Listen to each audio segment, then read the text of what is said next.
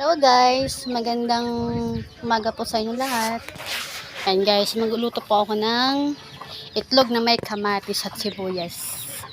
Yan guys, ngayon ang ulam kong tanghalian. At kagabi po, may tira po kaming konting inihaw. Barbecue po guys. Yan. So guys, ngayon guys, nakapagsaing na po ako ng aking tanghalian. Hanggang hapunan na yan guys. Hapunan po namin mamayang gabi. Yan guys. Yan, bumili pa akong kamatis kay Tita Lenny. Yan.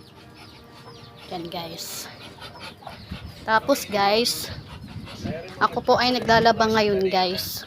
Ngayong linggo to guys, naglalaba po ako ngayong linggo. Yan guys. Kasi po, wala na pong susutin yung asawa ko pampasok sa Lunes. Bukas po yan guys. Pampasok niya. Nilabang ko na yung mga pantrabaho niya guys. Pati punda at ano po namin kumot. Yan guys, nag-stock po ako ng tubig guys kasi po nag-check po yung may-ari ng tubig sa mga hose kung may mga tagas po. Kasi guys, lumaki yung bayarin nila guys. Mahigit po 900 ang tubig ngayon babayaran. Yan guys. Hindi pa ako nakapagdilig guys sa aking mga gulay. Yan.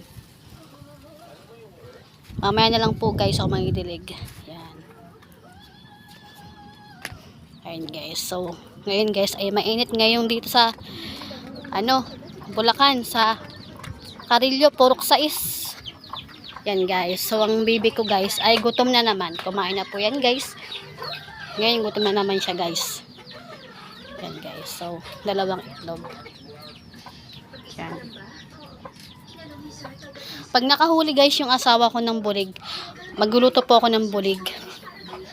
Piprito ko po guys. Lalagyan ko muna ng sukat, bawang. Patutuyuan ko sa bawang bago ko po iprito. Yan guys. So guys, nakapaglinis na ako ng aming kwarto. Guys. Yan, charge ko po yung cellphone ng aking asawa kasi minsan po hindi na dinadala. Minsan dinadala niya po.